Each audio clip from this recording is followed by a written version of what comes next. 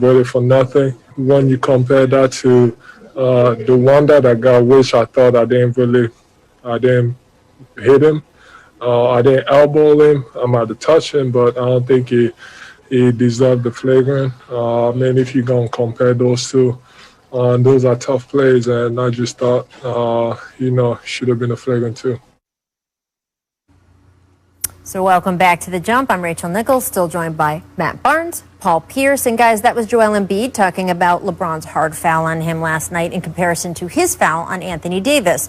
Paul, do you think Joel has a point? You know what, Rach? I come from a different era. To me, that wasn't even that flagrant.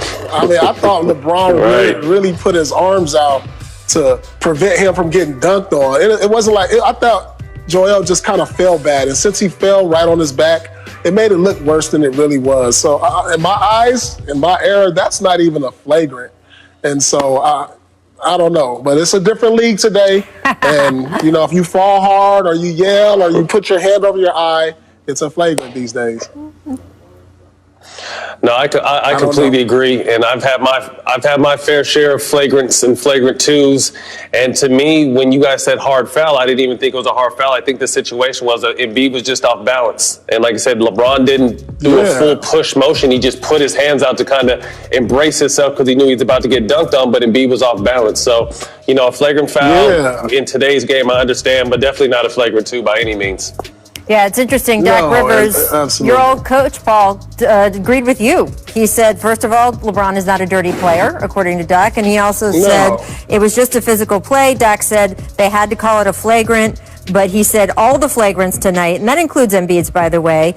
Doc said, you get a flagrant for anything these days, basically. It was just, to his point, it was sort of the same thing as yours, saying, hey, back in the day, we just called those hard fouls. I think one of the things that frustrated Joel was the sort of discrepancy, right? So he gets called for that call on AD, and he sort of feels like, well, okay, what happened here was worse or just as bad or anything like that. But it is true. It's a different game, gentlemen, than when you guys were in your prime. I'm just saying that. I want to stick with this game, though, and focus on the Sixers. Paul, what did you learn about Philadelphia after that win over the Lakers? You know what, Rachel, truthfully, I haven't learned much, and this is why. Because, yes, they've gotten better because I think they've gotten better coaching, and I think Embiid came back a better player. But in order for this team to take the next step, and I mean serious contention, I believe that Ben Simmons, he has to get better. He has to be a better player for them. Since his rookie year, I don't think he's elevated his game to superstar status, because you remember we said this guy could be the next LeBron. We looked at his build, his athletic ability, the way he passed the ball, but he just never took his game to that next level since rookie year. Yeah, they'll be better because they have better coaching, better discipline, but I didn't learn much. You learn more about teams once they get in the playoffs, because right now, I think the Celtics don't sweep them. The Sixers win maybe 2 games. That's probably what I learned.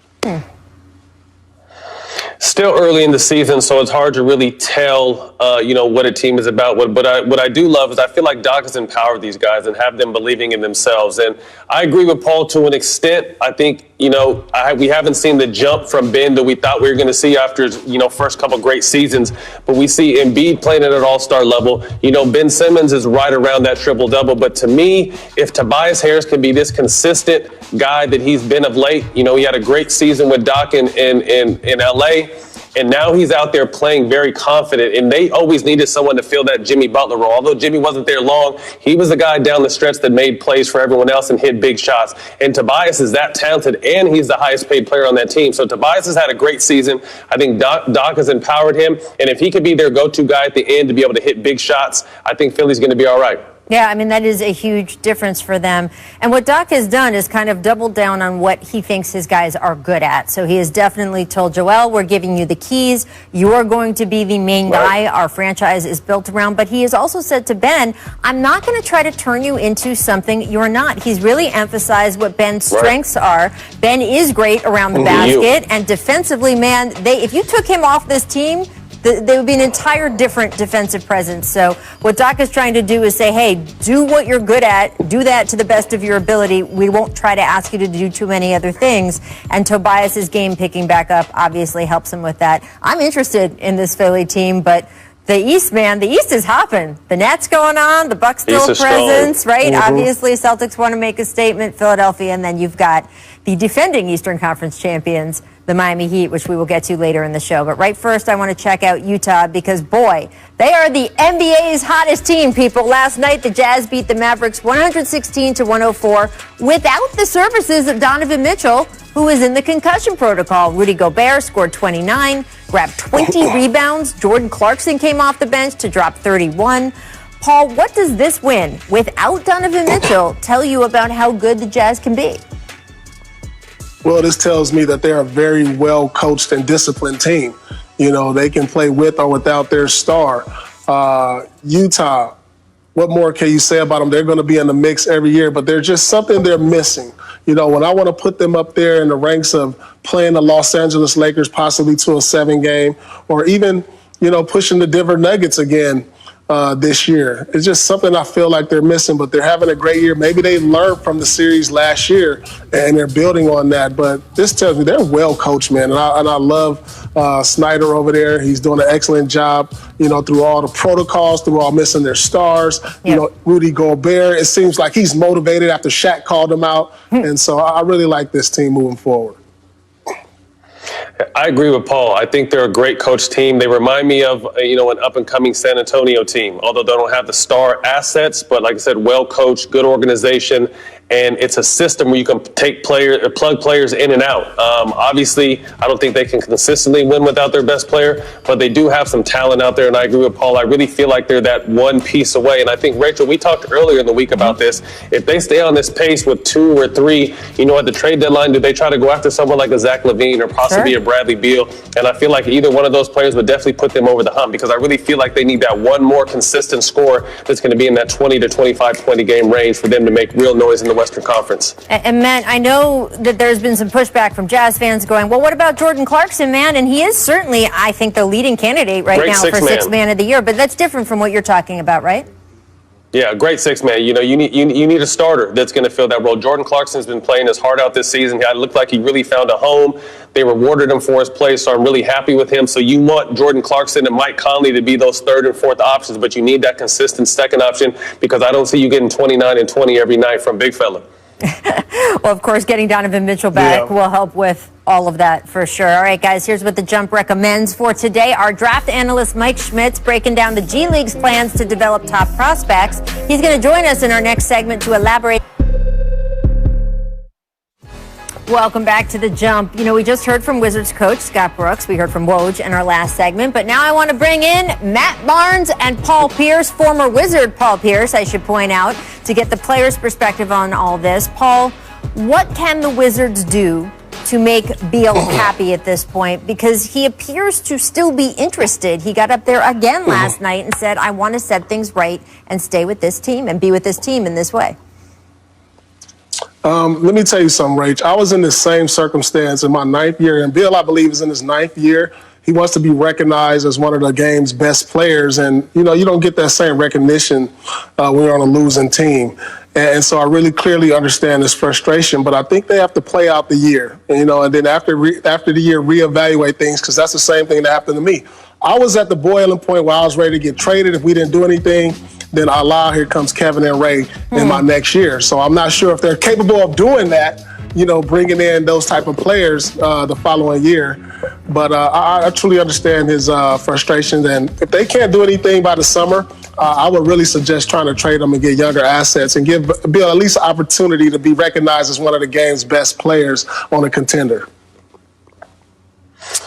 I love Scott Brooks. I almost kind of felt bad when he was telling his stories, but similar teams have gone through similar issues. Bradley Beal's a consummate pro on and off the court. But in my eyes, anything short of getting KG and Ray, which that ain't happening at the end of this year, the only thing to make Brad happy is you got to trade him. I feel like I've been saying this for the last 2 years. Tremendous talent. The thing about Brad is he's going to continue to work hard and continue to say the right thing. He's not going to sit out. He's not going to disappear. He's not going to cause a distraction. He's going to continue to say the right thing. But to me, in my opinion, the only thing that's going to make him happy, honestly, is to be able to trade him and let him, enjoy his prime on a team that has a chance to win a championship. Because this team, even healthy, even with guys coming back, they're still not a very good team. And it will be interesting to see what they can do when guys come back. I will say the litany of what this team has been through in the past couple weeks, it is insanity. You look at their off and on list, who's out one day, who's not out one day, injuries coming in, Russell Westbrook's in, then Russell Westbrook's out for a week. They pulled Bradley Beal just in case Jason Tatum made him sick. When Jason Tatum had a COVID positive test, then Brad comes back in the lineup, then more guys go out, then they start canceling or postponing more games. It has been a mess. They have not even seen each other. You heard Scott say they're only meeting basically in the parking lot to come back and forth from testing. So I think it's fair to give them a little more run here. As he said, they're playing 15 games in February to try to make up for some of these postponements. And we'll see what happens going into that March trade deadline. So it's an interesting situation. All right, guys, it is time for, oh, yes, I can hear it. I can hear it. It's a make or miss league. It's a make or miss league. Make. Miss. It's a make or miss league. Make adjustments. Nets, Hawks, Kyrie going up and under for the circus layup here. Matt, I don't know if that was an unintentional tribute to MJ or just Kyrie being Kyrie. Remember, Jordan did Kyrie's it to the incredible.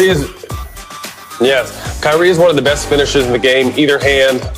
His body control, his ability to hang in the air, the ability to take contact with his stature and still be able to finish. He's definitely one of the best finishers in the game. Best finishers under the rim. Definitely. Right. I love watching Kyrie around the basket. One of my favorite things in the game today. So good. When you're putting up MJ video in comparison, you're doing something right. All right, yeah, Miss. that's crazy. Billy Hoyle, Bucks Raptors. Dante DiVincenzo gets way up for the jam. Did you know Dante had bounce Billy like that? Hoyle. You know. Miss Billy Hoyle, you get it? That's a great comparison, Billy Hoyle.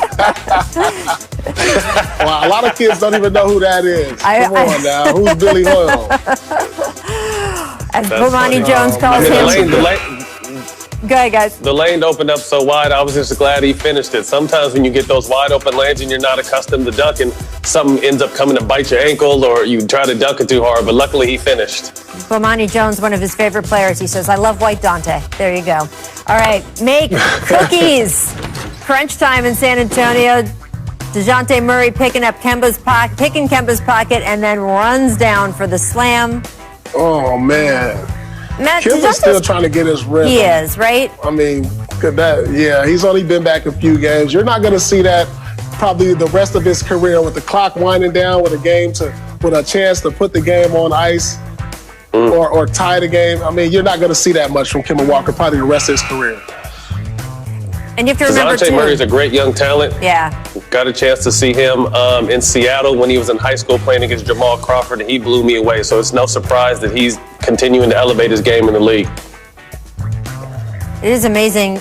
Jason Tatum was saying last night, because he was out with COVID, that this is the first time they've kind of all been together in a while. And you saw that last night, Paul. You're right. All right, missed assignments after a Heat turnover. Jokic diamond up Gary Harris with the football pass. How does this happen off an